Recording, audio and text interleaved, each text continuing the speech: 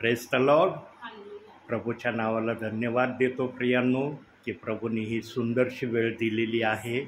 या वेळेची आपण भक्तीची आरंभ प्रार्थनेने करू आणि आज आपल्यासाठी ताई प्रार्थना करतील. पवित्र पवित्र सेनाधीश परमेश्वर बापा, आकाशाच्या आणि पृथ्वीच्या निर्माण करते आमच्या जिवंत प्रभू परमेश्वर पित्या, तो आमचा उद्धारक, तो आमचा तारणारा, तो आमचा शरणस्थान आहे परमेश्वरा. प्रभू आम्ही तुझ्या नावाला उंच करतो परमेश्वरा, आम्ही तुझी स्तुती करतो माझ्या देवा पूर्ण हृदयाने परमेश्वरा. मनापासून तुझ्या नावाला धन्यवाद देतो की आजचा दिवस तू आम्हाला दाखवलास माझ्या देवा. खरोखर प्रभू तुझी प्रेमदया तू आमच्यावर नव्याने रोज आणि रोज करतोस परमेश्वरा. त्याबद्दल तुझे आभार आणि उपकार मानते माझ्या देवा. खरोखर परमेश्वर पित्या, तुझं वचन सांगते ज्या जागेमध्ये दोघे किंवा तिघे आहेत त्यामध्ये तू आहेस माझ्या देवपा. आणि खरोखर परमेश्वर तुझी महान उपस्थिती आमच्यामध्ये आहे म्हणून तुला धन्यवाद देते. पवित्र आत्म्या आम्ही तुझं स्वागत करतो माझ्या देवा, कारण ही भक्ती ही तुझी आहे माझ्या देवा. कारण परमेश्वर बाप्पा खरोखर बलाने नव्हे पराक्रमाने तर पवित्र आत्म्याच्या सामर्थ्याने कार्य सिद्धीत जातं माझ्या देवा. आज पवित्र आत्म्याद्वारे प्रभू पास्टरला तू आमच्यामध्ये घेऊन आलास माझ्या देवा, म्हणून तुझ्या नावाला धन्यवाद देते, तुझी स्तुती करते माझ्या प्रभू परमेश्वर पित्या. खरोखर बाप्पा जितक्यांनी तुझ्याकडे पाहिले ते सर्व प्रकाशित झाले माझ्या देवा. आणि खरोखर माझ्या देव बाप्पा आज तू आम्हाला त्या अंधकाराच्या सत्तेतून तुझ्या प्रिय पुत्राच्या राज्यामध्ये प्रकाशामध्ये आणलंस माझ्या देवा, म्हणून तुला धन्यवाद देतो बाप्पा. कारण प्रभू तुझं वचन सांगतं माझी मेंढरे माझी वाणी ऐकतील आणि ती माझ्या मागे येतील. आज खरोखर तू आमचा उत्तम मेंढपाळ आहेस माझ्या देवा आणि आम्ही तुझी मेंढर आहोत बाप्पा. आज खरोखर परमेश्वर बाप्पा आज पास्टरला तू आमच्यामध्ये घेऊन आलास म्हणून तुझे आभार आणि उपकार मानते बाप्पा. प्रभू जे काही वचन ते आम्हाला सांगतील माझ्या देव बाप्पा, तर प्रभू ते आम्ही नुसतं ऐकून आहे तर त्याप्रमाणे आचरण करावं असं ज्ञान बुद्धी तू आम्हाला दे माझ्या देवा. कारण प्रभू परमेश्वर बाप्पा तू म्हटलाय परमेश्वर जो वचनाकडे लक्ष लावतो त्याचे कल्याण होते. आणि खरोखर बाप्पा तू आमचा वेल आहे बाप्पा आणि आम्ही तुझे फाटे आहोत माझ्या देवा. जसं फाट्याला वेल्यामध्ये राहिल्या वाचून कुठल्याही गोष्टीचं फळ देता येत नाही, त्याचप्रमाणे प्रभू परमेश्वर पित्या आज तुझ्यामध्ये राहिल्या वाचून प्रभू आम्हाला हे जीवन जगणं अशक्य आहे माझ्या देवपा. आणि आज प्रभू तू म्हटलाय परमेश्वरा तुम्ही मला निवडले नाही तर मी तुम्हाला निवडले आहे. आज खरोखर प्रेम स्वर्गीय पित्या तू आम्हाला निवडलंस माझ्या देवा, म्हणून तुझे आभार आणि उपकार मानते. तुझी दया तुझी कृपा तुझा अनुग्रह आमच्यावर केलंस परमेश्वरा. आम्हा सर्वांना तू पुन्हा एकदा एकत्रित आणलंस माझ्या देवपा, त्याबद्दल तुझे आभार आणि उपकार मानते. सर्व मान महिमा सन्मान गौरव प्रभू येशूच्या नावामध्ये प्रार्थना मागते. आमचा धन्यताना प्रभू येशू ख्रिस्त याच्या गोडावरती नावात मागते म्हणून पित्यात होय आमेन.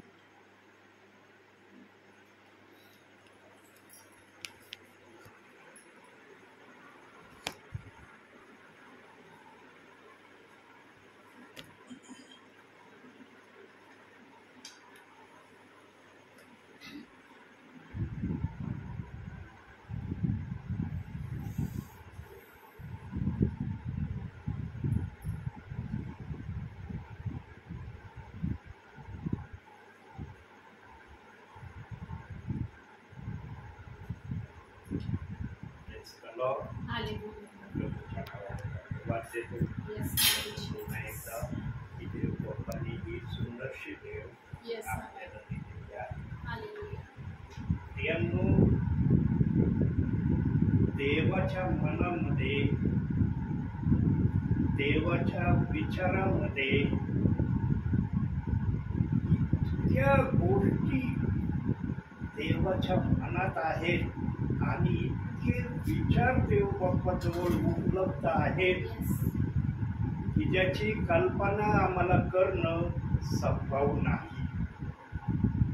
आम्ही प्रभू परमेश्वराच्या विचाराचा थांब लावू शकत नाही.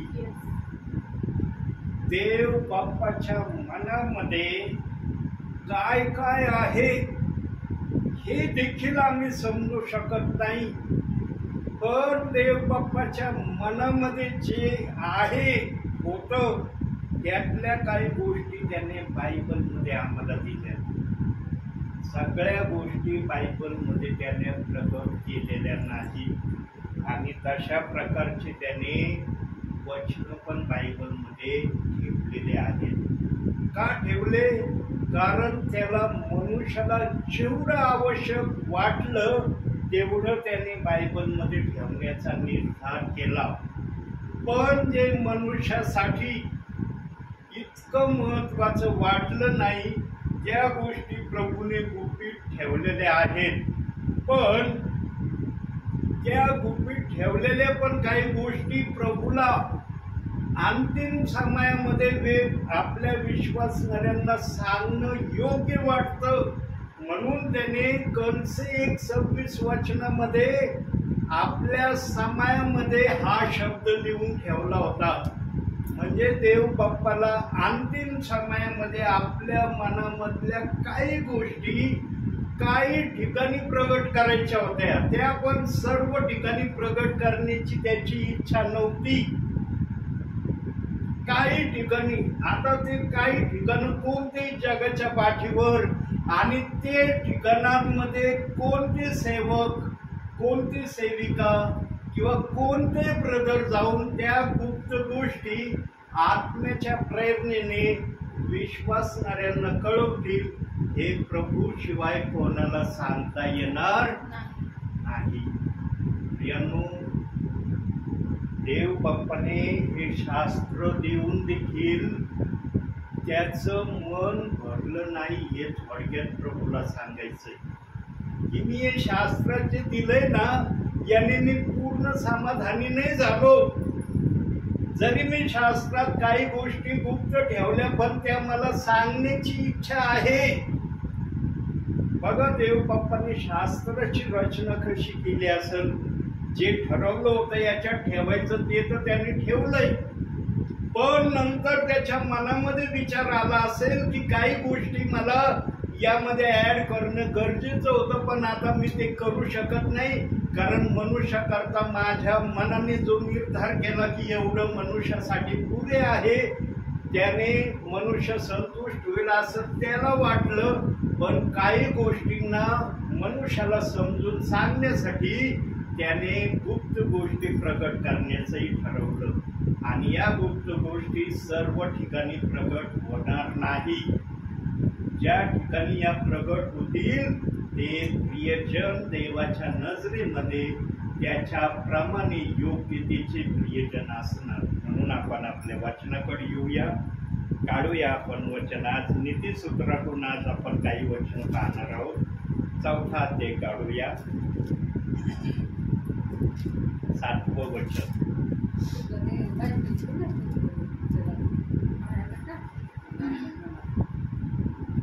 ज्ञान ही श्रेष्ठ चीज आहे, म्हणून ते संपादन कर.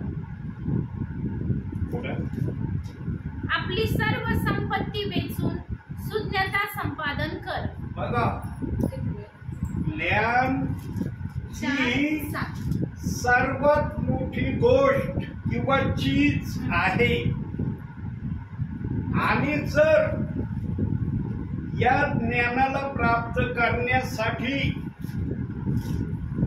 तुला कशा प्रकारचा अडखळण येण्याचं दिसत असेल की तुला वाटत असेल हे ज्ञान प्राप्त करण्यासाठी काहीतरी माझ्या समोर अडचण आहे, अडखळण मला दिसतंय, तर देव बाप्पाने या ज्ञान प्राप्त करण्यासाठी आपली सर्व संपत्ती खर्च कर, पण या ज्ञानाला संपादन केल्याशिवाय राहू नको. का बरं देव बाप्पाने ज्ञानाला एवढी महत्वाची जागा दिली? ज्ञानाविषयी देव बाप जगातल्या पैशाला क्षुल्लक ज्ञानासमोर व्यक्त करतो का? कारण ज्ञानामध्ये जे आहे ना प्रियांनो, त्याला समजतं, त्याला ज्ञानाची आवड असते ना, तो ज्ञान प्राप्त करण्यासाठी कुठंही जाण्याची त्याची तयारी असते. आणि ज्ञान विशेष करून आम्हाला पवित्र शास्त्रातून आधी मिळतं. आमच्या बुद्धीने आम्हाला एवढं ज्ञान मिळू शकत नाही. एवढं ज्ञान आम्हाला पवित्र शास्त्रामधल्या वचनातून मिळतं. म्हणून हे संपादन करण्यासाठी संपत्ती कमी लेख, पण या ज्ञानाला तू अधिक आपल्या जीवनामध्ये उतरव. बघा कम्युनिटी चालतात ना निरनिराळ्या ठिकाणी. काही प्रियजन या ठिकाणातून 200, 250, कधी कधी तर 350 किलोमीटरच्या प्रवासाने जाऊन त्या ठिकाणी मीटिंग अटेंड करतात. कशाला जातात ते मीटिंगला? ती सिटी पाहायला जातात? नाही. त्या सिटीतले लोक पाहायला जातात? नाही. यांनो, जो कोणी दूर दूरच्या मीटिंगला जाण्याची इच्छा धरतो ना, त्याच्या माग विशेष एक कारण असतं. आणि ते कारण म्हणजे ज्या सेवकाला मी मीटिंग मध्ये पाहणार आहे त्या सेवकाकडून मला कशा प्रकारचं नवीन ज्ञान मिळेल, नवीन काही विचार, नवीन काही अनुभव, नवीन वचनातून नवीन पवित्र आत्म्याची परिकल्पना, हे जाणून घेण्यासाठी त्याच्या जीवाची तो तळमळ करतो. काही जण मीटिंगला या अनुषंगाने जाण्याचा प्रयास करतात. काही जणांच्या मनामध्ये मी सिटी पण पाहिल आणि मीटिंग पण अटेंड करीन, या दोन गोष्टींनी ते जातात. पण ज्यांना ज्ञान मिळवायच्या हेतूने जातात ना, त्यांच्या मनामध्ये वेगळ्याच कल्पना उठत राहतात. प्रियांनो, बघा, ज्ञानाला सगळ्या गोष्टी जे असल नसल ते सगळं तू खर्च कर, पण ज्ञानाला प्राप्त करण्यासाठी कुठल्याही प्रकारची माघार ठेवू नको. हे देव बाप्पाला प्रामुख्याने ह्या वचनातून आपल्याला कळवायचं आहे. आणि जो ज्ञान मिळवितो ना प्रियांनो, याच्यामध्ये एका गोष्टीचा शिरकाव देव बाप कधीही होऊ देत नाही. देव बाप पण त्याला त्या एका गोष्टीपासून प्रत्येक वेळेला सांभाळण्याचा प्रयत्न करतो. आता ते कोणत्या गोष्टीपासून देवबाप सेवकाला, विश्वासणाऱ्याला वाचवण्याचा प्रयत्न करतो ते वचनातून पाहूया. नीतिसूत्रे 4 अध्याय 14 वचन. दुर्जनाच्या मार्गात शिरू नकोस, दुष्टाच्या मार्गाने चालू नकोस. प्रियांनो, आज बहुसंख्य जणांना दुर्जन कोण आहे ना हेच माहिती नाहीये. जो तो दुर्जनाला ना आधांतरी घेऊन चाललेला आहे. कोणी एखाद्यावर प्रभूमध्ये असताना संकट आले, गरिबी आली किंवा विभिन्न तऱ्हेचे निरनिराळे पेच प्रसंग आले, या गोष्टीला धरून काही जण दुर्जन हे नाव त्यांना देतात. दुर्जन नाव देण्याचे मनुष्याने आपल्या बुद्धीने निरनिराळे तर्क काढले, परंतु देव बाप्पाला हे माहित होतं की मनुष्याच्या डोक्यामध्ये जी मी बुद्धी देणार आहे त्या बुद्धीचा वापर मनुष्य वचनाला धरून केल्याशिवाय राहणार नाही. म्हणून आम्हाला वचन आहे ना आत्म्याने कळणं गरजेचं आहे.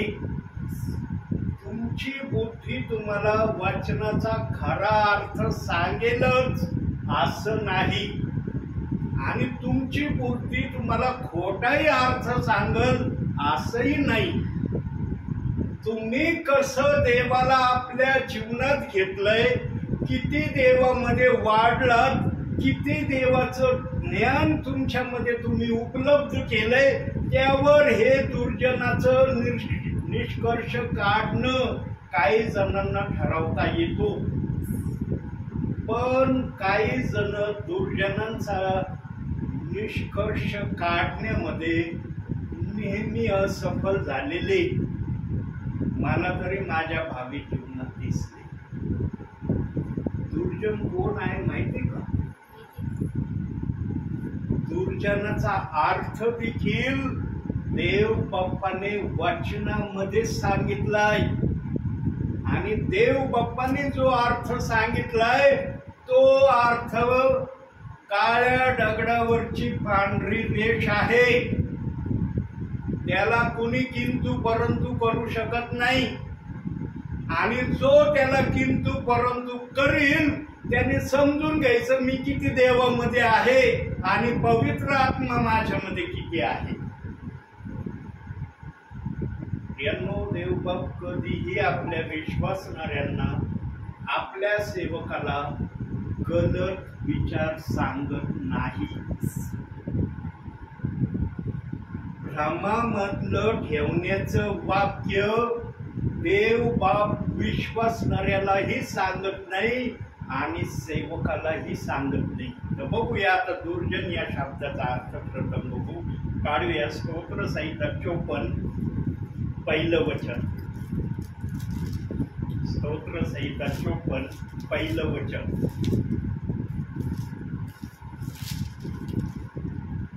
हे देवा, तू आपल्या नावाने मला तार. 54 हा बरोबर ना? 54 एक.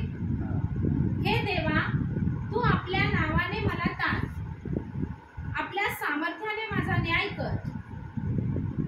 हे देवा, माझी प्रार्थना ऐक, माझ्या तोंडच्या शब्दाकडे कान दे. नीतसूत्रे असेल 54 नाही 53. सॉरी 53 मी 54 म्हणलो ना. 53. मूढ आपल्या मनात म्हणतो देव नाही. लोक दुष्ट व अमंगळ कृत्य करतात, सत्कृत्य करणारा कुणी नाही. बघा, मूढ आपल्या मनामध्ये म्हणतो देव नाही, हा सर्वात मोठा दुर्जन आहे. याच्यासाठी कुठलीच आशा देवाने ठेवलेली नाही. ज्याच्यासाठी देवबाप कुठलीही आशा ठेवीत नाही ना, त्याला दुर्जन नाव दिलंय. आणि दुर्जनाला ओळखण्याची कसोटी किंवा दुर्जनाला ओळखण्याचा पर्याय तो देवाला मानित नाही. कोणाला म्हणता येतं का मी देवाविना जगात आलोय? आहे का म्हणायची कोणामध्ये हिंमत की मला देवाने बनवलं नाही, मी स्वतःहून जगात आलोय, आणि जे स्वतःहून जगात आले त्यांच्याकडूनच मी जगात आलोय? येतंय म्हणता कोणाला? देवाचं नाव उच्चारण केल्याशिवाय कोणालाही देवबाप समजत नाही. पण मूग असा व्यक्ती आहे तो म्हणतो देवच नाहीये, देव कुठंच नाहीये. कोणत्याही विश्वासणाऱ्याने आपल्या मनाला मूढ होण्या इतकं तयार करू नये. आणि जे 7 वेळेस पाडण्याविषयी देवबाप्पाने सांगितले ना, या 7 वेळेस पाडण्यामध्ये कदाचित या मूढाचाही समावेश असू शकतो. पण हा मूढ जर मूढपणा त्याने सोडून द्यायचं ठरवलं आणि देव आहे, देव सर्व करतो हे मानायला लागला, तर त्याचं मूढता देवबाप काढून टाकतो. आता फार लांब नाही तुम्हाला जाऊ देत, तुमचे विचार फार खोलामध्ये मी जाऊ देत नाही. मी तुम्हाला वारंवार सांगितलेलं आहे, मी माझ्या भावी जीवनामध्ये 3 वेळेस पडलो. बोललो पण मी 3 वेळेस पडलो. का पडलो? काय कारण होतं पाडण्याचं? कारण माझ्या जीवनामध्ये जे संकट आले ना, त्या संकटातनं मी देवाला दोष दिला. कोणाला दोष दिला? देव बाप्पा तू तर सगळं करायला. तेव्हा मला देव एवढा माहिती नव्हता, नवीनच होतो मी त्या वेळेला. आता जसा ते प्रभूमध्ये मजबूत झालोय थोडा बहुत, त्यावेळेला माहित नाही माझा पाय पण तयार होत होता का नव्हता प्रभू मध्ये सांगता येत नाही. पण संकट आले, निरनिराळे पेच प्रसंग आले, मनाला वेदना होणाऱ्या घटना झाल्या, मन नाराज होणाऱ्या गोष्टी झाल्या, खिन्नता आली, तडपणं आलं, झुरणं आलं, निरनिराळ्या बाबी आल्या जीवनामध्ये. आणि त्या गोष्टी जेव्हा मी माझ्या स्मरणात आणल्या तेव्हा माझ्या मनाने सर्व या गोष्टीचा जबाबदार देव आहे हे सांगितलं मला. यानो अज्ञानपणात झालेले पाप देव पाप माफ करतो. आताच्या समयामध्ये आता ज्या प्रकारे देव बाप्पाने मला मजबूत केले थोडं बोल, आता जर मी देव बाप्पाला सोडून दिलं ना, आता या घडीला जर सोडून दिलं ना, देव बाप मला कधीच आपल्याकडे घेणार नाही. घेणार का नाही घेणार? म्हणशील तुला दिलं होतं, मी तुला रिकामं ठेवलं नव्हतं, दिलं होतं.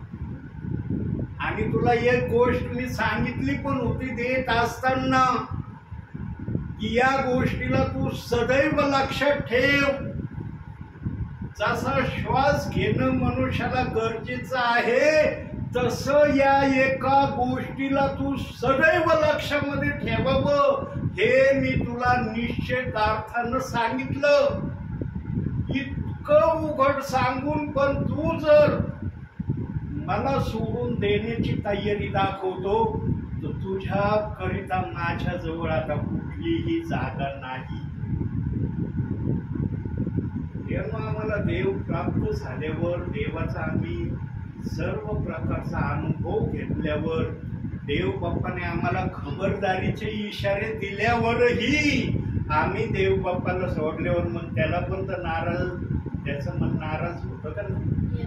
तो दयाळू आहे, कनवळू आहे, मंदक्रोध आहे मान्य, पण तो ईर्ष्यावान पण आहे. त्याने वचनात सांगितलंय मी ईर्ष्यावान देव आहे. मला एखाद्याची जर ईर्ष्या मी मनात धरली ना तर ती ईर्ष्या माझ्या मनातून लवकर जात नाही. आता कोणत्या गोष्टीला देव बाप्पाने खबरदारीने एखाद्या विश्वासणाऱ्याला, सेवकाला निक्षून सांगितलं की हे सदैव जसा श्वास घेणं गरजेचं आहे तसं हे तू लक्षात ठेवणं महत्वाचं आहे. हे वाचनातून बघू. योहान शुभवर्तमान 20वा अध्याय 33वे वचन.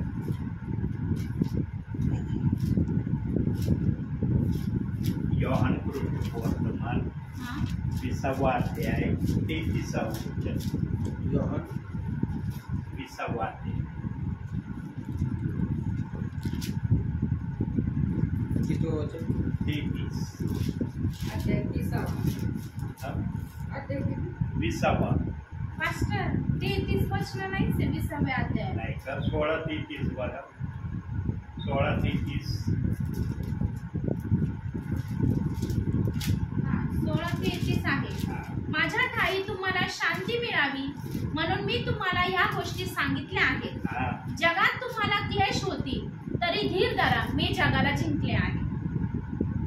ही गोष्ट, हे जे वचन आता आमच्या बहिणींनी वाचलं, हे वचन जेव्हा मी नवीन प्रभू मध्ये आलो होतो तेव्हा मला हे वचन माहिती नव्हतं. हे वचन मी ऐकलं असेल, मी म्हणत नाही की हे वचन मी ऐकलं नसेल, पण या वचनाचा शब्दशः अर्थ आज जो मला माहित आहे तो अर्थ मला त्यावेळेला माहित नव्हता.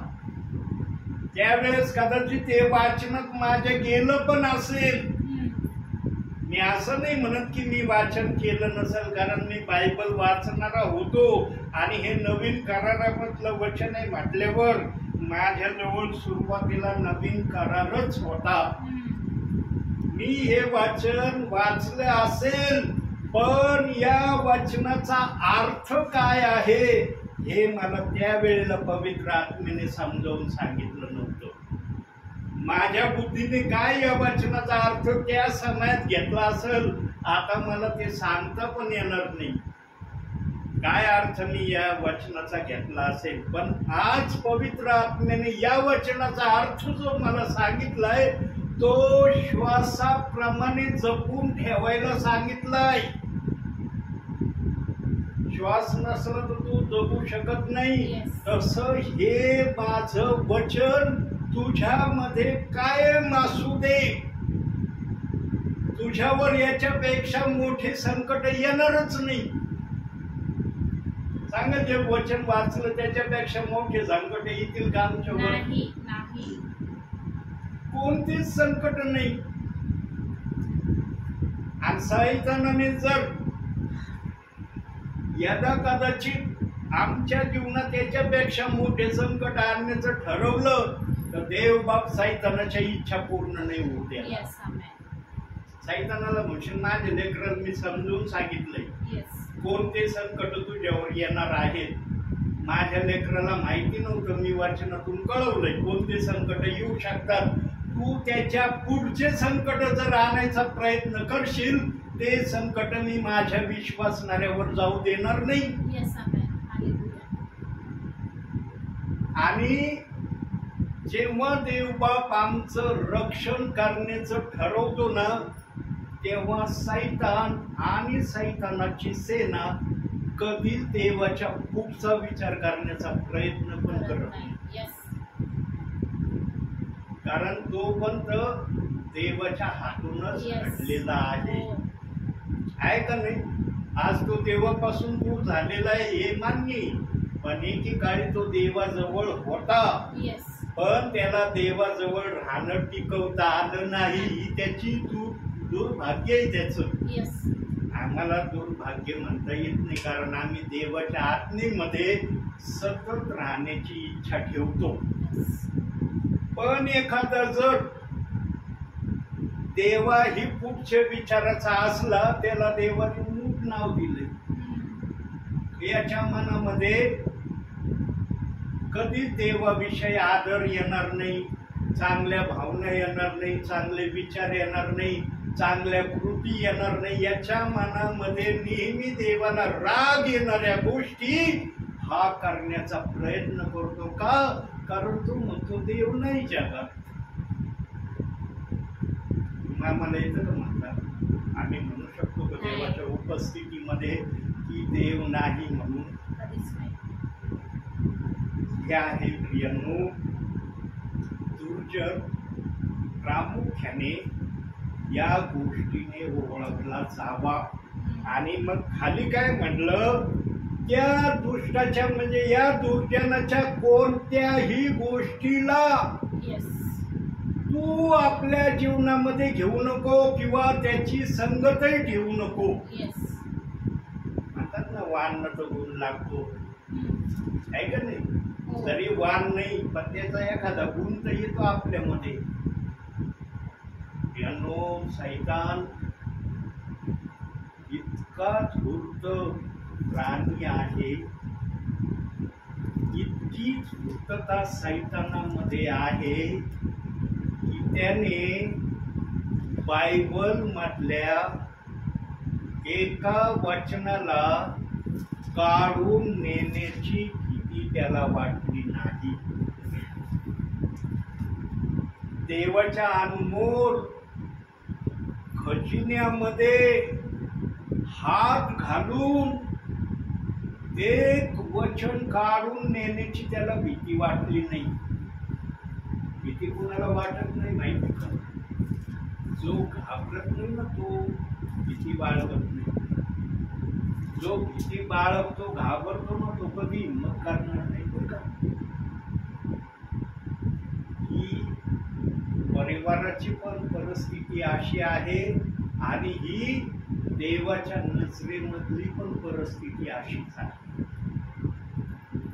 ज्याला भीती आणि भय नसताना तो काही करण्याची कधीच माघार घेण्याची तयारी दाखवली.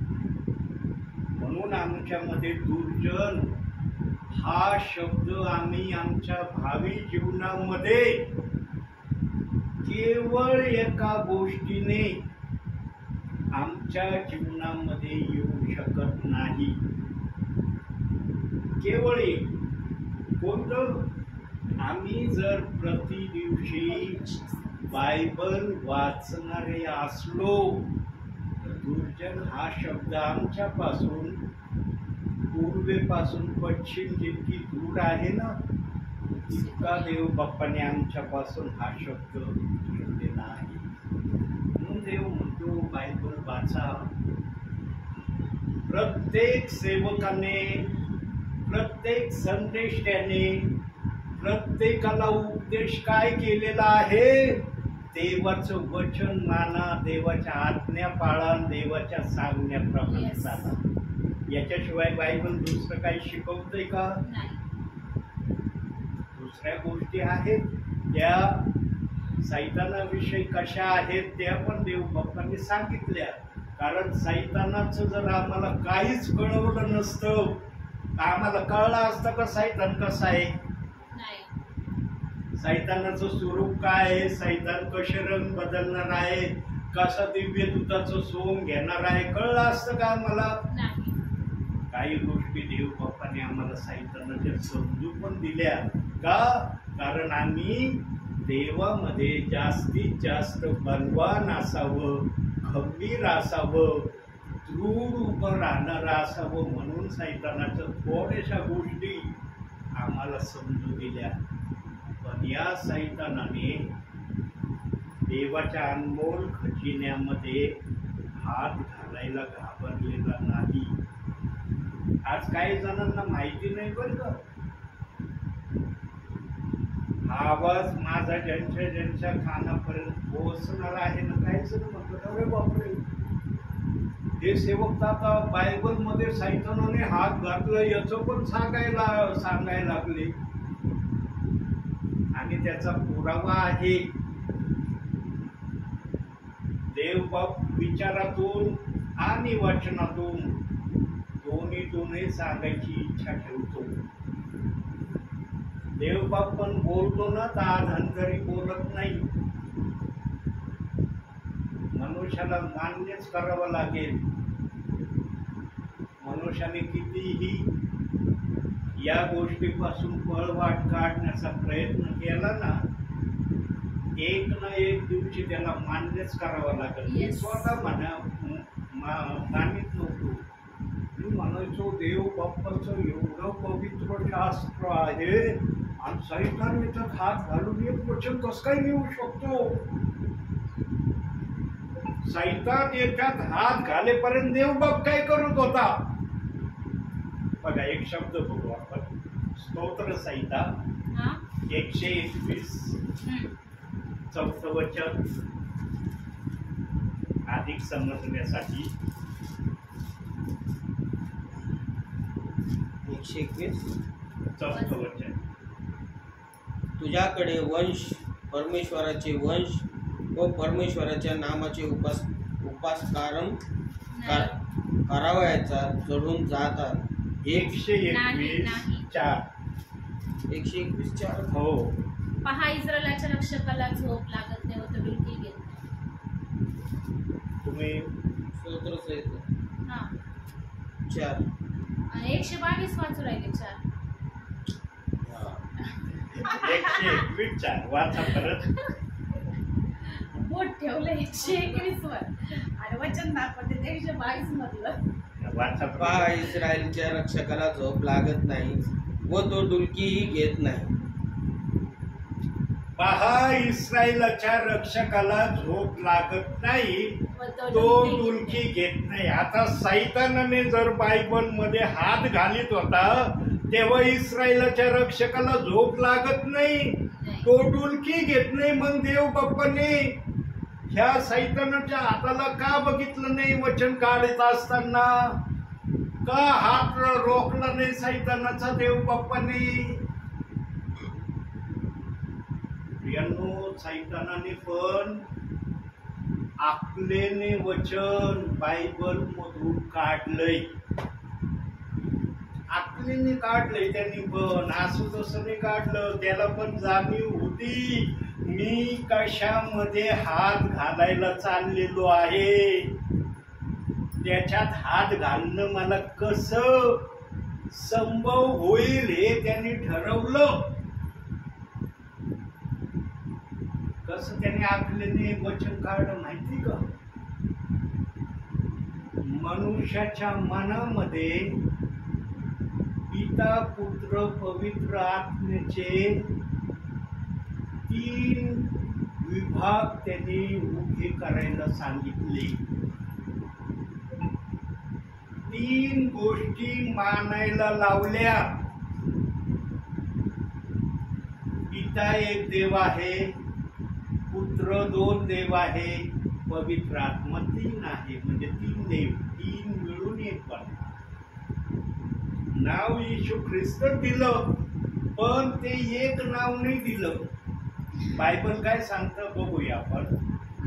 योहान सुवर्तमान 17वा अध्याय 3रं वचन. बायबल काय सांगतं बघा. सार्वकालिक जीवन हेच आहे की तू जो एक खरा देव त्या तुला व ज्याला तू पाठविलेस त्या येशू ख्रिस्ताला त्यांनी ओळखावे. ओळखलंच नाही काही जणांनी अजून. येशू ख्रिस्त आहे हे मान्य करतात, पण तो एकच खरा देव आहे हे काही जण आजही मानित नाही. मग काही जण म्हणतात येशू जर एकच खरा देव आहे, पण पिता पवित्र आत्मा काय आहे? यांचं स्थान कोणतं आहे? मग ही गडबडी मनुष्याच्या मनामध्ये सैतानाने टाकली, आणि ही गडबडी होऊ नये म्हणून त्यांनी शॉर्ट अँड स्ट्रीट नाव मनुष्याला दिलं. मनामध्ये टाकलं मनुष्याच्या मध्ये शॉर्ट अँड स्ट्रीट नाव. काय नाव टाकलं? आमचा देव त्रैक्य आहे. आज सगळेजण त्रैक्य त्रैक्य म्हणतात ना. त्रैक्य असलं तर बोला ब्रदर, त्रैक्य असलं सॉरी बर का. आम्हाला त्रैक्याशिवाय ना भाषाच समजत नाही. आम्हाला त्रैक्याचीच भाषा समजती, आणि त्रैक्याची भाषा आम्ही ओळखतो. पण त्रैक्याची भाषा नसली ना मग आम्ही ताबडतोब समजतो तुम्ही कोणती भाषा बोलणार आहे.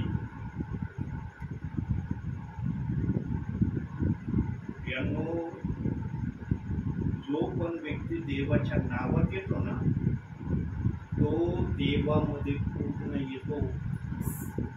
अपूर्ण येत नाही बरं का.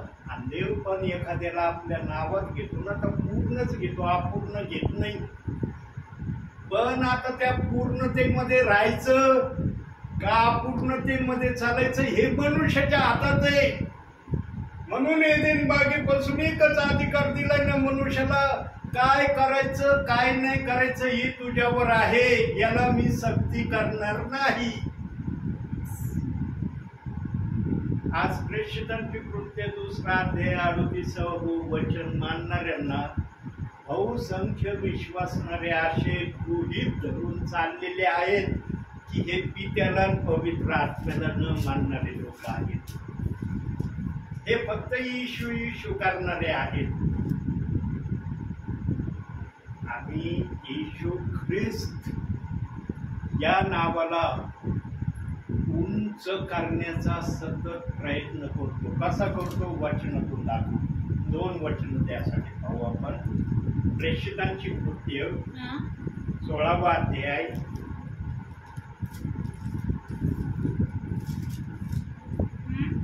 7वे वचन.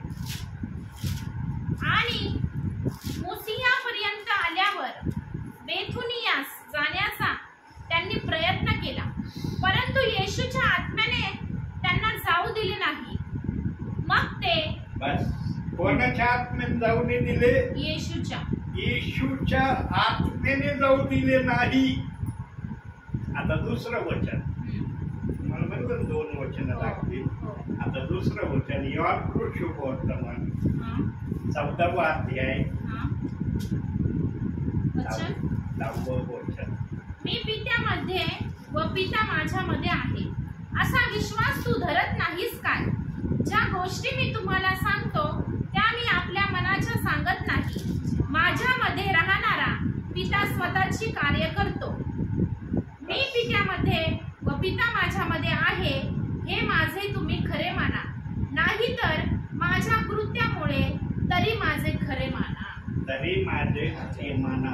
माझ्या शब्दाने जरी तुम्ही मानित नसले ना, तर माझे कृत्य, माझे कार्य, माझे काम बघून तरी मान्य करा की पित्या माझ्यामध्ये आणि पित्यामध्ये मी आहे. येस.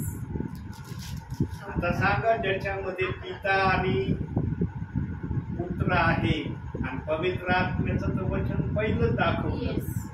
आता या दोन वचनांना जर आम्ही मान्य करतो, या वचनावर आम्ही विश्वास ठेवतो, तर मग आम्ही पिता पुत्र पवित्र आत्म्याला न मानणारे लोक आहोत का? नाही.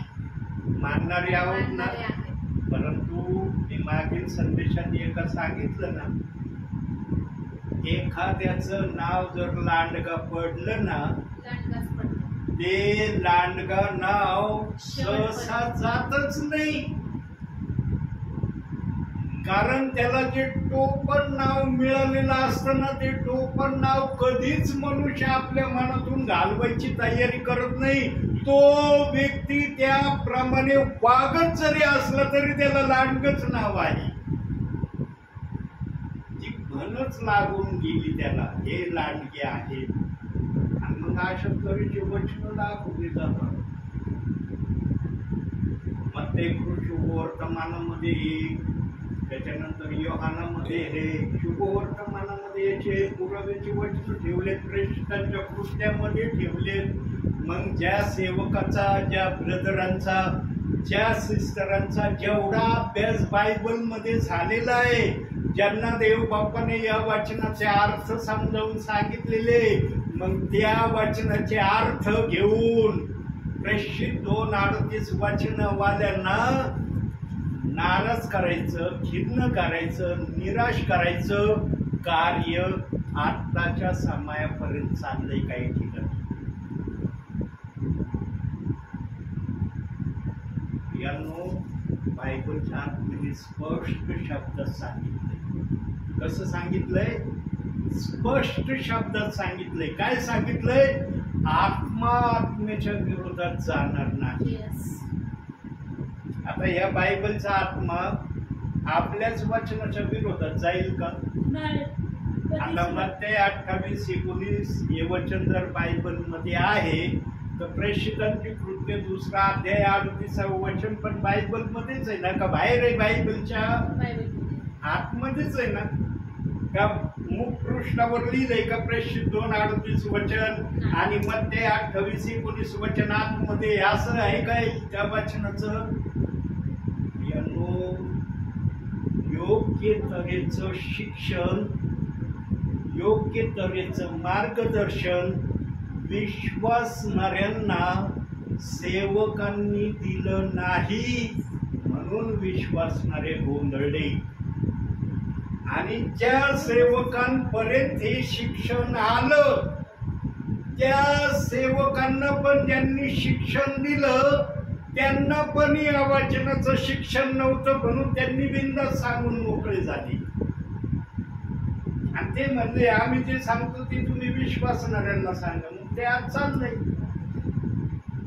पण आत्म्याने या दोन्ही वचनाचं शिक्षण पवित्र शास्त्रामध्ये देण्याचं ठरवलं. कसं ठरवलं बघूया आता वचनातून. पुराव्याविषयी आपण प्रत्येक गोष्ट वचनातून पाहणार. योहान शुभवर्तमान 14वा अध्याय 16वं वचन. मी पित्याला विनंती करीन, मग तो तुझ्या दुसरा काय बघ तुम्हाला दुसरा कायवरी म्हणजे सत्याचा आत्मा देईल, त्याने तुम्हाबरोबर सदा सर्वदा राहावे म्हणून. बस, दुसरा कायवरी देईल. बघा आता देवबाप्पाची बोलण्याची भाषा कशी आहे. देवबाप्पन जरासं कोड्यामध्येच बोलत आहे.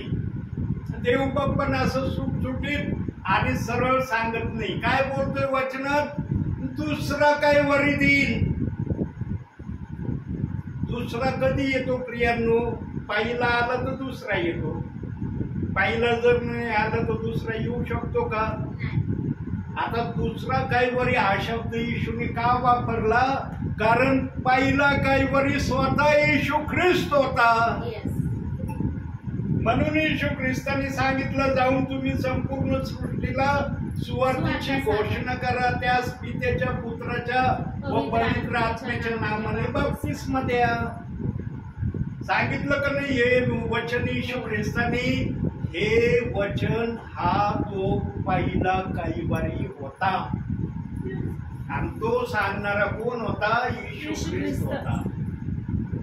पण दुसरा कायवरी त्याचं नाव नाही सांगितलं. फक्त तो म्हणला, मी पित्याला विनंती करीन, दुसरा कायवरी पाठव. आणि तो दुसरा कायवरी येणारा तो देखील माझच सांगणार आहे. तो काही निरळ नाही सांगणार. तो पण घोषणा जी करणार आहे माझ्याच नावाची करणार आहे. पण दुसऱ्या कायवरीची घोषणा करण्याची मला देव बाप्पाने संधी दिली नाही. दुसऱ्या कायवरीला सांगण्यासाठी देव बाप्पाने माझा उपयोग केलेला नाही. त्याच्या जागेवर पेत्राचा उपयोग करण्याचं ठरवलेलं आहे. म्हणून पेंटिकॉस्टच्या दिवशी पेत्राने संदेश सांगितला. यानो देव बाप्पा जवळ बोलायला ना सविस्तररित्या आहे. कुणी याच्यात शंका काढू शकत नाही, कुणी याला फांद्या फोडू शकत नाही.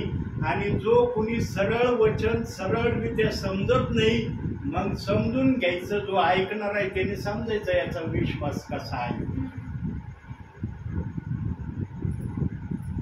मूढ हा नेहमी म्हणतो देव नाही, पण देवाला मानणारा कधीच म्हणत नाही देव नाही. म्हणून प्रियानो, आम्ही दुर्जनाच्या लिस्ट मध्ये जर येण्याचा आमचा निर्धार नसला तर आम्हाला देवाच्या सांगण्याप्रमाणे वागणं गरजेचं आहे. आणि देवाने पण बायबलमध्ये असं कुठेही आज्ञा देऊन सांगितलेलं नाही की माझ्या बायबलच्या एखाद्या वचनाला तुम्ही दोष लावित राहा. सांगितलं का असं वचन? वाचले का कुणी कोणत्या ठिकाणी की देवाने लिहिलंय असं वचन? देव बाप्पाने बायबल मध्ये प्रगटीकरण 22 अध्याय 18-19 वचनाच्या अनुषंगाने खबरदारीचा इशारा पण सांगून देव बाप्पाने विश्वासणाऱ्याचं समाधान केलंय. पण किती जणांना ते वचन समजत हे त्याच्यावर अवलंबून त्या गोष्टी आहेत. त्याला वचन समजलंय ना ते प्रगटीकरण 22, 18, 19, ते कधी देवाच्या वचनाच्या विरोधात जात नाही. पण ज्यांना प्रगटीकरण 22 अध्याय 18-19 वचन समजलेलं नाही ते आजही प्रेषित 2:38 वचनाच्या विरोधात आहे. देव बाप सगळं मान्य करेल बरं का विश्वासणाऱ्याकडून, सेवकाकडून. देव बाप कधीच आपल्या वचनाची निंदा कोणाच्याही मुखातून मान्य करणार नाही. म्हणून या वचनाची सुवार्ता आजपर्यंत सांगितली जात आहे. जाणली ना? देवाने जिथं सांगण्याचं ठरवलंय तिथंच सांगितली जाणार आहे. जिथं देव बाप्पाने आवश्यकता समजली नाही तिथं सेवक कधी पायही ठेवणार नाही. म्हणून पेरणी करणाऱ्याचा दाखला दिलेला आहे. दिलाय ना दाखला पेरणी करणाऱ्याचा हो 3 प्रकारचे हो इथं दाखवलेच विश्वासणारे, वाटेवरचा, खडकावरचा आणि काटेरी झोपट. सुपीक जमिनीचा आहे ना, दाखवलेत ना 3 प्रकारचे. पण 3 प्रकारच्या ठिकाणच्यांना 3 प्रकारचे नाव प्रभूंनी दिलेत. फक्त सुपीक जमिनीत पाडलेला देवाला मान्य झालेला आहे, आणि जो सुपीक जमिनीत पडलेला असतो तो कधीही वचनाला दोष लावित नाही. आता तुम्हाला सुपीक जमिनीत पडलेलं बनायचं आहे का वाटेवर पडलेलं बनायचंय का काटेरी झोपट पडलेलं बनायचंय, तुम्ही ठरवायचं. सुपीक जर बनायचं असलं तर बायबलच्या कोणत्याही वचनाला दोष लावण्याचा येस कोणालाही अधिकार नाही. आणि हीच देवाची अधिकार वाणी सेवकाच्या मुखातून आपल्याला देवबाप Yes. कळवित आहे. पुढील वचनाकडे जाऊया. नीतिसूत्रे 4थाच अध्याय 24वे वचन.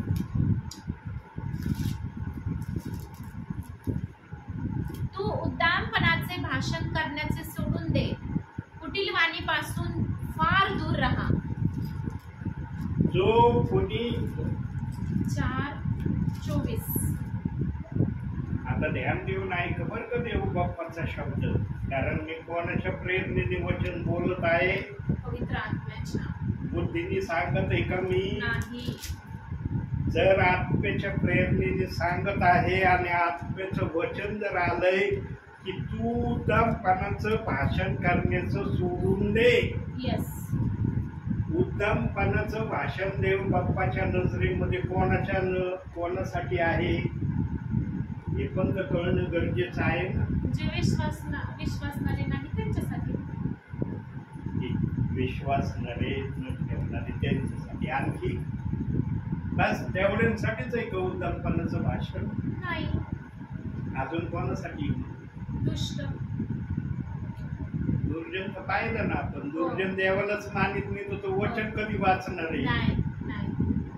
दुर्जन देवालाच मानित नाही तो कधी वचन वाचण्याची तयारी करील? जे तळ्यात मळ्यात असतात ते. उद्दामपणाचे दुसरे व्यक्ती कोण आहे माहितीये? जे वचनाला दोष लावतात. येस देवाच्या नजरेमध्ये हे उद्दामपणाचे भाषण करणारे आहेत. आज वचनाला दोष लावणाऱ्यांना उद्दामपणाचं भाषण म्हणून संबोधलं जात नाही. उद्दामपणाचे भाषण आम्ही आमच्या बुद्धीने ठरवले. निरनिराळ्या प्रकारचे उद्दामपणाचे भाषण आमच्या डोक्यात आहेत.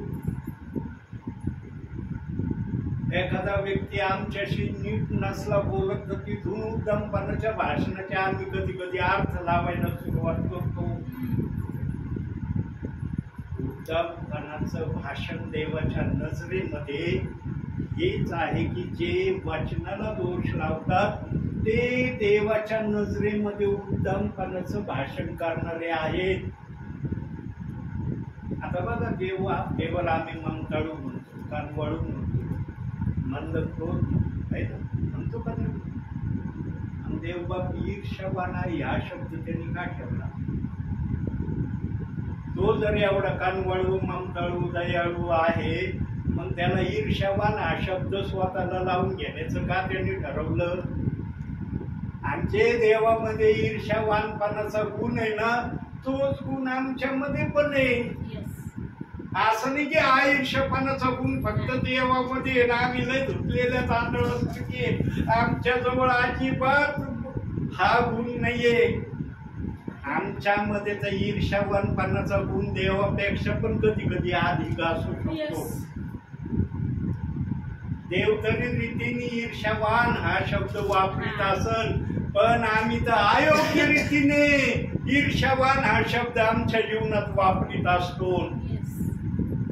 तरी देवबाप आमचं सहन करतो. आमच्या करण्याप्रमाणे देव आम्हाला शासन करीत नाही. का नाही करत? कारण आम्ही असं मानित नाही आमच्या मनामध्ये की देव नाही म्हणून. आम्ही देव आहे मान्य करतो. म्हणून देव आमचं धीराने सहन करत राहतो. पण देवाने पर्याय पण सांगितलाय त्याचा. मी सहन करतो याचा अर्थ नाही की तुम्ही माझ्या विरोधात नेहमी मला सहन करण्याच्याच गोष्टी तुम्ही करत राहिल्या पाहिजे. म्हणून आजारी व्यक्तींना येशू एकच वाक्य बोलून त्यांना पाठवून दिलं. प्रत्येक आजाऱ्यांना, आंधळ्याला, कुष्ठरोग्याला, कोंबडी स्त्रीला, रक्तस्रावी स्त्रीला, सगळ्यांना येशू ख्रिस्त एकच वाक्य बोलला, या पुढं पाप करू नको. करशील तर तुझं पहिल्यापेक्षा अधिक वाईट. काही ठिकाणी शब्दशः शब्द लिहिलाय, काही ठिकाणी तो शब्द लिहिलेला नाही. देवाला पण एक पाप जर झालं तर ते पाप पुन्हा त्यांनी करू नये या गोष्टीची देव बाप्पाला खबरदारी पाळण्याचं विश्वासणाऱ्यांना तो बोध करतो. पंगू व्यक्ती बरा झाल्यावर म्हणला का मला माझ्यात परत पंगुत्व आलं, येशू समोर मी पंगुतून बरा झालो, पण मी माझ्या आप्तजनांकडे गेलो, माझ्या घरी गेलो, मी लगेच पंगू झालो माझ्या घरात गेल्याबरोबर. केली का तक्रार? जो आशीर्वाद मिळाला तो आशीर्वाद त्याला कायमचा मिळालेला होता. पण त्या आशीर्वादामध्ये शाप केव्हा येणार होता? तू जर पाप केलं तर शाप येणार होता. म्हणून त्या पंगू व्यक्तीने पाप केलं. देव बाप आपल्या पद्धतीने आपल्या वाचनाला समजण्याच्या हेतूने योग्य तऱ्हेने बोलणार आहे. म्हणून प्रियांनो, उत्तमपण हे देवाच्या नजरेमध्ये आज देव बाप्पाने प्रकट केलंय की जो देवाच्या वचनाला दोष लावतो तो उत्तमपणाचं भाषण करणारा आहे. आणि मग खालील वचनात काय लिहिलंय? त्या कुटील वाणीपासून आम्हाला दूर राहण्याचं सांगितलं.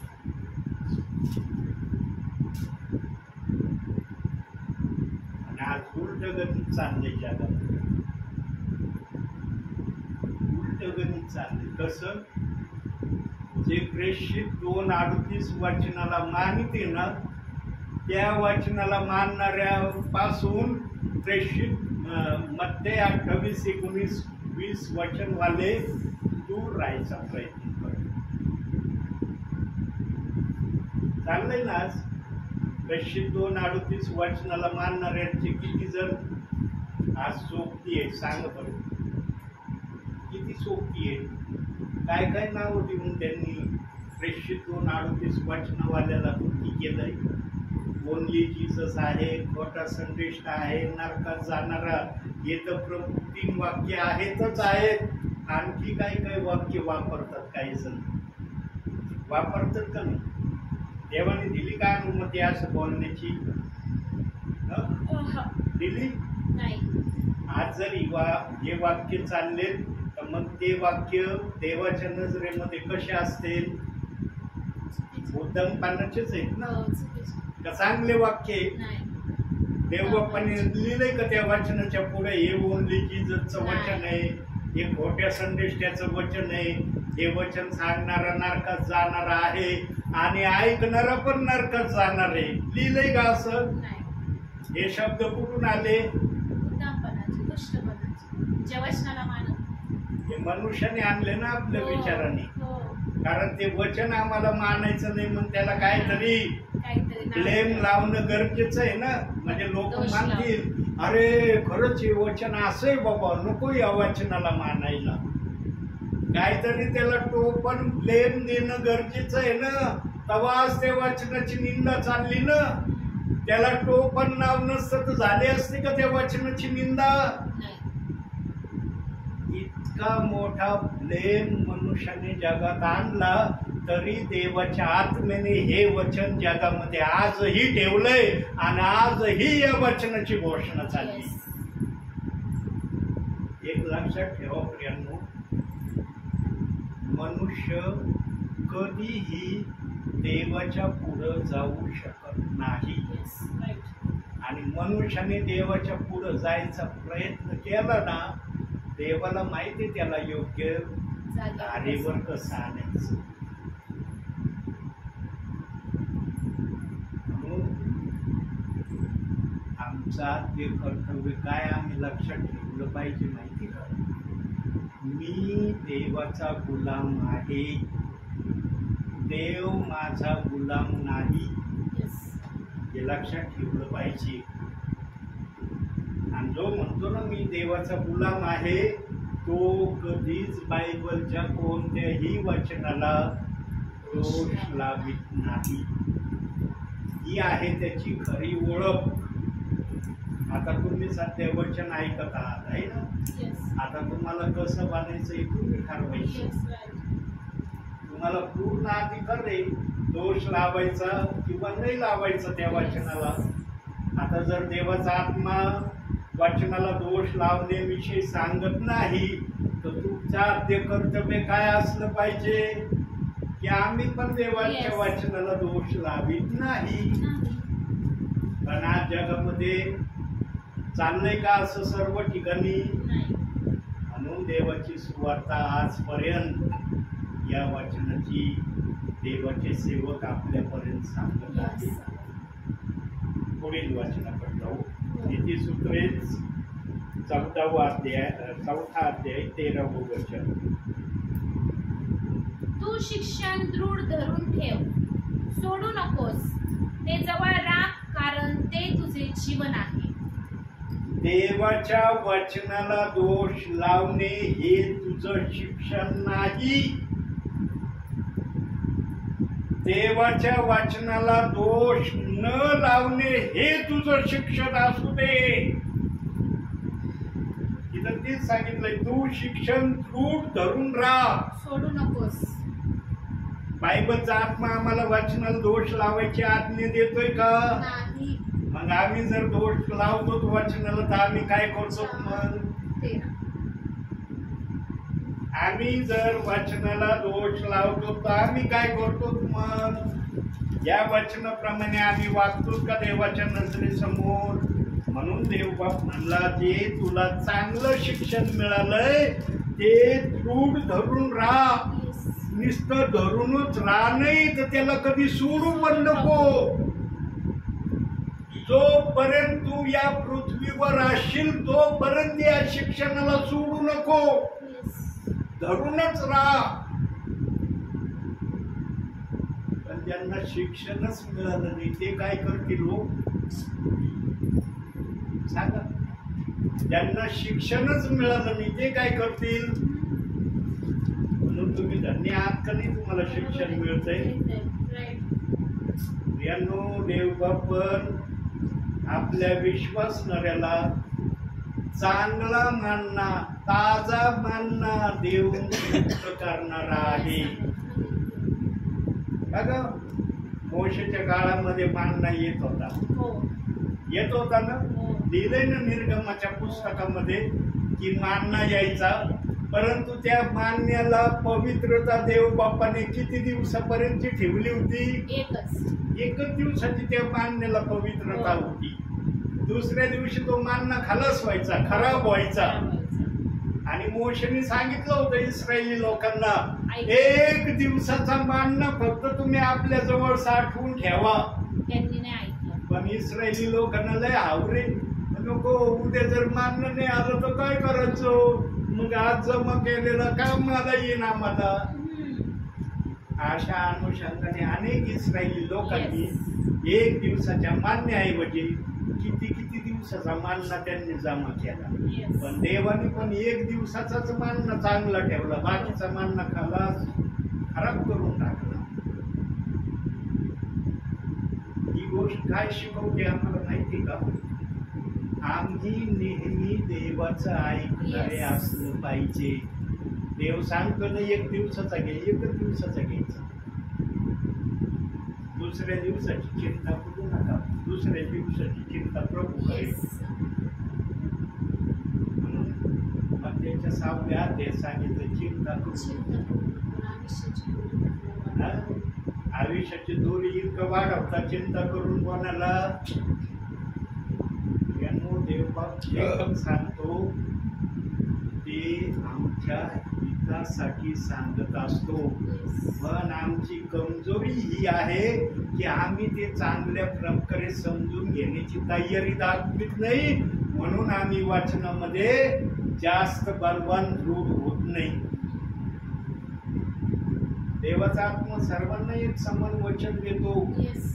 देवाचा आत्मा भेदभाव नाही करत, याला जास्त द्यायचं, याला कमी द्यायचं, याला गोल्डन सांगायचं, याला अगोल्डन सांगायचं, असं पवित्र आत्मा कधीच करत नाही. जे पण पवित्र आत्मा बोलतो ना, ऐकणाऱ्यांची विचारधारणा धरून तो बोलतो की यांची विचारधारणा किती आहे समजण्याची. प्रत्येकाची विचारधारणा वेगवेगळी आहे. प्रियांनो, कोणाला जास्त घ्यायची इच्छा आहे, कोणाला कमी घ्यायची इच्छा आहे, कोणाला सर्वश्रेष्ठ घ्यायची इच्छा आहे. पवित्र आत्मा पण त्या प्रकारे आपल्या विश्वासणाऱ्यांना आपला शब्द कळवायला समर्थ आहे. आणि मग खालच्या भागात काय म्हटलं, ते जवळ राख कारण ते तुझे जीवन आहे. ज्याला जीवन मिळणार आहे ना, त्याला स्वर्गात जाण्याचा अधिकार आहे. ज्याला जीवन मिळणार नाही त्याला स्वर्गाचा अधिकारही मिळणार नाही. पण आज ज्याला स्वर्गाचा अधिकार मिळणार नाही ना, सेवक विश्वासणारे सिस्टर लगेच त्या विश्वासणाऱ्याला नरकाची वाट दाखवायला लगेच तयारच आहे. तुम्ही नरकात जाणार आहे. देव बाप कधी म्हणत नाही ज्याला स्वर्गात जाण्याचा अधिकार मिळणार नाही त्याला नरकात जाण्याचाही अधिकार देव बाप्पांनी बंद केलाय. त्याला स्वर्गाच्या बाहेर अन्नात राहण्याचा अधिकार ठेवलाय. का ठेवला? कारण त्याने आपल्या भावी जीवनामध्ये देवाला मानलेलं होतं. तो बनू शकत नाही किंवा देवही बनू शकत नाही, तू मला मानित नव्हता म्हणून. पण त्यांनी देवाच्या आज्ञांनी मानल्या म्हणून त्याला स्वर्गात जाता आलं नाही. म्हणून तुम्ही पण देवाच्या आज्ञा मानणारे देवाच्या नजरेमध्ये केव्हा पूर्ण खरे उतराल? जेव्हा तुम्ही बायबलच्या कोणत्याही वचनाला दोष लावणार नाही, तेव्हा तुम्ही देवाच्या नजरेमध्ये खरे विश्वासणारे देवाच्या नजरेत व्हाल. मनुष्याच्या नजरेत तुम्ही कसे झाले ना चालेल. आज मला काय म्हणतात विश्वासणारे सेवक, मी लक्ष देत नाही त्यांच्याकडे, मी देवाकडे लक्ष देतो. देव काय म्हणतोय मला? देव मला म्हणतच नाही तू दोषी. मी जर दोषी असतो तर आज जवळजवळ 18 वर्ष झालं या वचनाची घोषणा करतो. देवाने घोषणा करू दिली असती का मला? म्हणून मी नेहमी सांगतो तुम्हाला, सगळ्यांचे दोषी बना, देवाचे दोषी बनू नका. देवाचे दोषी बनले ना संपले. तुमच्यासाठी स्वर्गाचा दरवाजा बंद. कोणीही उघडू शकत नाही. पेत्र सुद्धा उघडू शकत नाही तुमच्यासाठी. जरी तो स्वर्गाच्या दरवाज्यावर उभा असला तरी देवाच्या आज्ञेशिवाय त्याला पण त्या दरवाजाला बंद करता येणार नाही. म्हणून वचनामध्ये राहा आणि देवाची इच्छा पूर्ण करण्यासाठी स्वतःला अधिक तयार करू. शेवटचं वचन करू थांबू आपण या ठिकाणी. नीतिसूत्रे 4 अध्याय 27 वचन.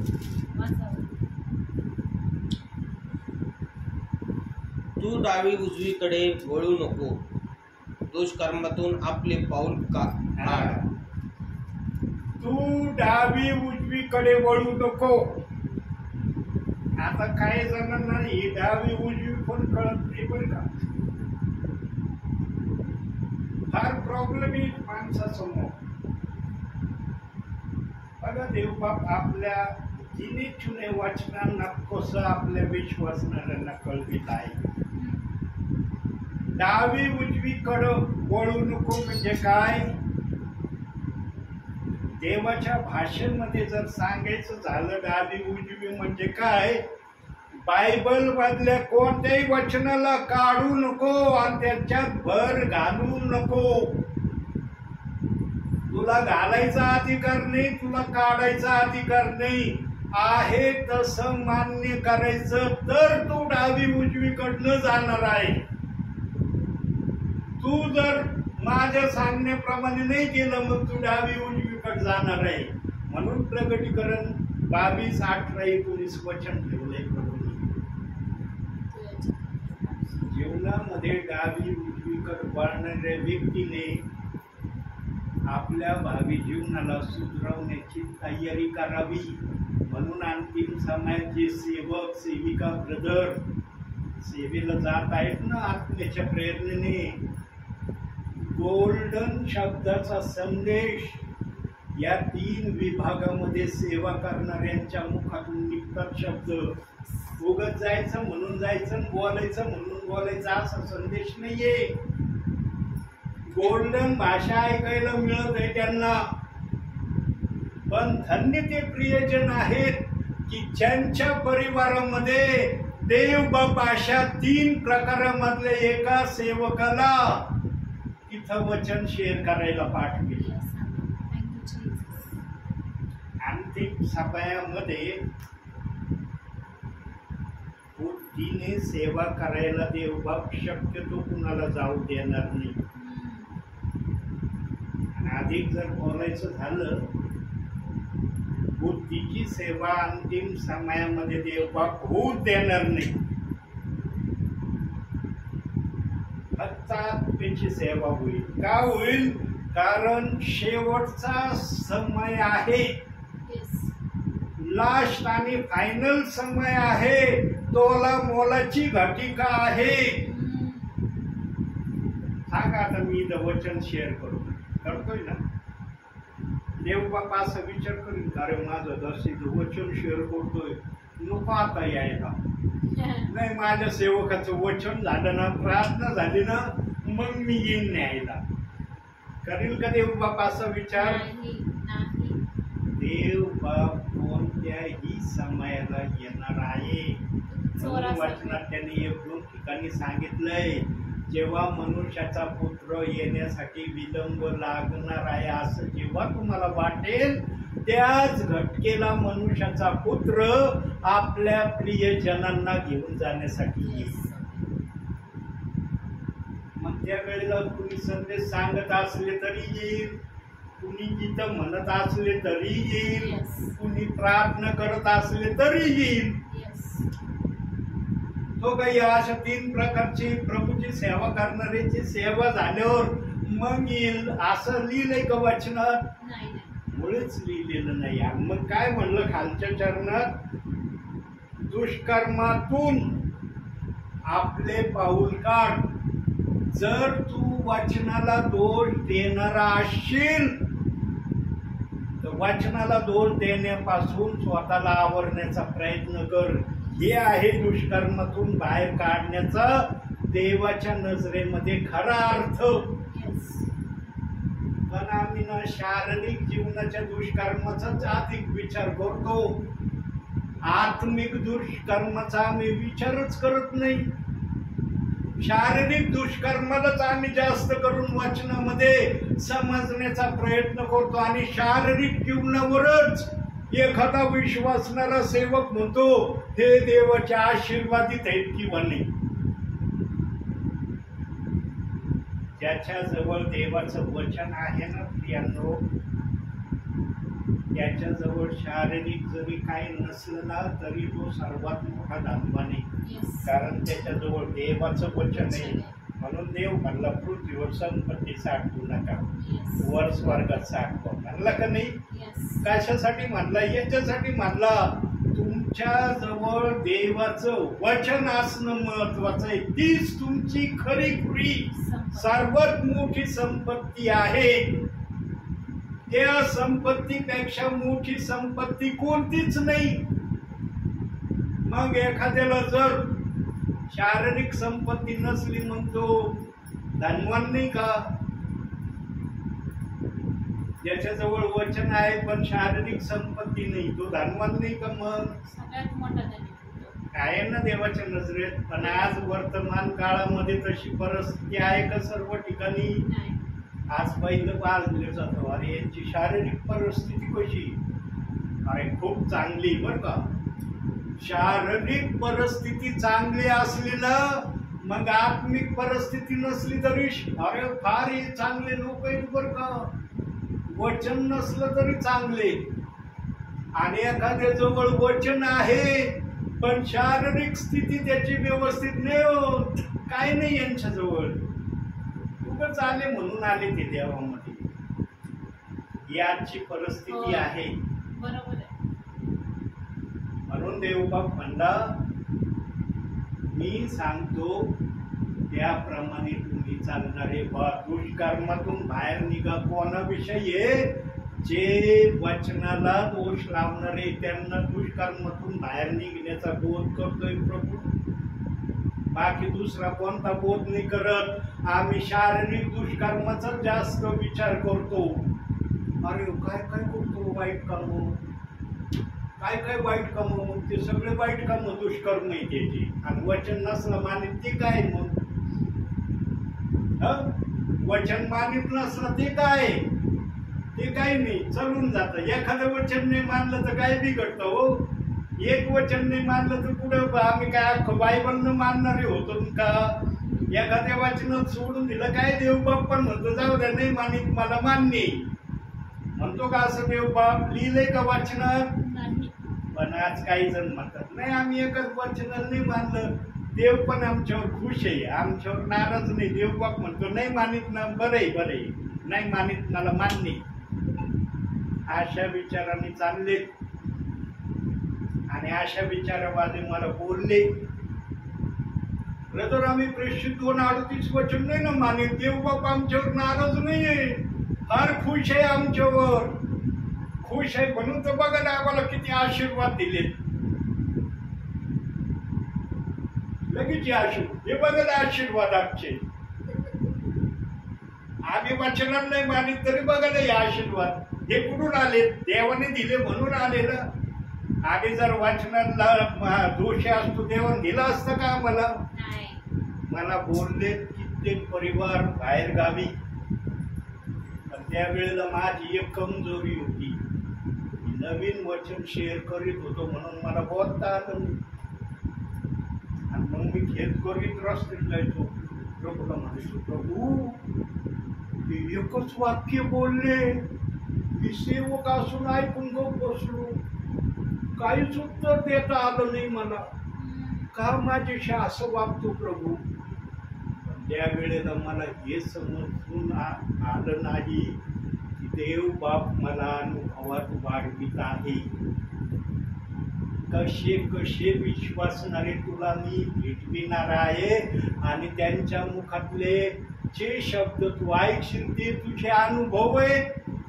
त्यावेळेला मी कळलं. त्यावेळेला तीरवर चोट झाले, मी खाली गेलो. त्यांच्या बोलण्याला मला उत्तर देता आलं नाही. म्हणजे ते श्रेष्ठ आहे, मी श्रेष्ठ नाही असा विचार मी केला. पण देवाने हा विचार नाही केला. देवबाप म्हणलं नादा नाही, हळूहळू हे सुधारलो. देवबाप सगळ्यांना सुधरवितो प्रियांना. आज जे कोणी वाचनात दोष लावणारे आहेत त्यांना पण देवबाप 100% सुधरवणार म्हणजे सुधरवणारच. पण ते किती जण आहेत हे मी नाही सांगू शकणार. देवबाप त्यांना सुधरवणारच. ज्यांना देवाने सुधरवण्याचं ठरवलंय ते सुधारणारच. ज्यांना नसेल ठरवलं त्यांचं मी काय बोलू? वचन सांगतो कोणाचं न्याय करू नका. सांगते ना वचन, मी कशाला न्याय करू? पण देवाने ज्यांना ठरवलंय ना हे माझ्याकडे येणार, हे आल्याशिवाय राहणार नाही. आणि ज्यांच्याकडे देव जातो त्या प्रियजनांसारखे धन्य प्रियजन या पृथ्वीवर दुसरे कोणी नाही. आणि त्या धन्य प्रियजनांमध्ये देवबापाने तुमची आठवण केली. म्हणून इथं वचन चाललं. Yes. Jesus. देवाने आठवण नसती केली तर ते वचनच झालं नसतं. Yes. समजून घ्या की तुम्ही किती आशीर्वादित आहेत. बरोबर. देव किती ओत आशीर्वाद देण्याची इच्छा ठेवतोय, पण तुमचे हात लटपटत चाललेत का प्रभूकडे. अरे माझा हात थरथर कापतोय, देव तर द्यायला तयार आहे, पण माझ्या हात कोण असा थरथरतोय. गंभीरतेने असा हात करा, आशीर्वाद ग्रहण करा. गंभीरतेने हात ग्रहण करण्याची ताकद कोणाला ती माहिती का? जो बायबलच्या कोणत्याही वचनाला दोष लावित नाही त्यालाच गंभीरतेने हात पुढं करता येतो. जो बायबलच्या वचनाला दोष लावतो ना, मग हात ऑटोमॅटिक थरथर कापणार, कारण याला तुम्ही दोष लावता. याला दोष लावायचं सोडून द्या. आजच्या छोट्याशा संदेशातून देव तुम्हाला आणि मला आशीर्वाद देऊ. प्रार्थना करतच राहू दे.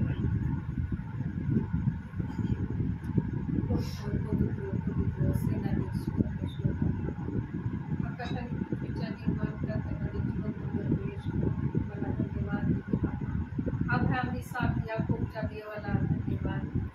प्रभू येशूला धन्यवाद. प्रार्थनेला धन्यवाद देते बाप्पा. पवित्र आत्म्यात तुझे स्वागत बाप्पा. खरोखर तुझ्या दासाला धन्यवाद. आजचा प्रार्थनेचा आनंदाचा दिवस तू आमच्या तुला धन्यवाद. तुझे आभार मानतो. विशुराजा तुझ्या दासाच्या मुखाद्वारे तू बोलला, वचनाद्वारे बोलला, आमची भेट घेतली आणि खरोखर वचनाचा मानला तू आम्हाला दिल्या. ज्या गोष्टी आम्हाला वचनाच्या आध्यात्मिक गोष्टी माहीत नव्हत्या त्या वचनाद्वारे कळवल्या. तुला धन्यवाद देतो बाप्पा. खरोखर प्रभू राजा, जसं तू वचन प्रगट केलं परमेश्वरा, त्या वचनाप्रमाणे आम्ही आज्ञाकारी बनावं बाप्पा आणि तुझ्या इच्छेप्रमाणे चालावं बाप्पा. अशी आम्हाला ज्ञान एक बुद्धी तू दे बाप्पा. आणि खरोखर बाप्पा, ज्या आशीर्वादाच्या गोष्टी परमेश्वरा आम्ही कधी विचार नव्हता केला परमेश्वरा, की तू आमच्या जीवनामध्ये त्या गोष्टी घेशील बाप्पा. आणि खरोखर तू आमची काळजी घेत होता परमेश्वरा. तू आमच्यावर आशीर्वाद होतच होता परमेश्वर बाप्पा. पण आम्ही बाप्पा त्या गोष्टीकडे लक्ष देत होतो, कारण तू आमची काळजी घेणार आहोत परमेश्वरा. आणि तुला आम्हाला द्यायचं होतं त्या आशीर्वादाच्या गोष्टी तू दिल्यास परमेश्वर बाप्पा. आणि हे घर प्रार्थनेचं घर आहे परमेश्वरा. हे आम्हाला तू आज कळवलंय परमेश्वर बाप्पा. आणि या घरामध्ये तुझ्या प्रार्थना होणार, तुझं आगत स्वागत होणार परमेश्वरा. तुझ्या दासाचं देखील आगत स्वागत होणार बाप्पा. तुझी महान उपस्थिती या घरामध्ये असली या घराने परमेश्वरा स्वीकारले बाप्पा तुझ्या वचनाला. आणि आमच्या कुटुंबाने बाप्पा, आमच्या कुटुंबावर तू आशीर्वाद दिलास परमेश्वरा.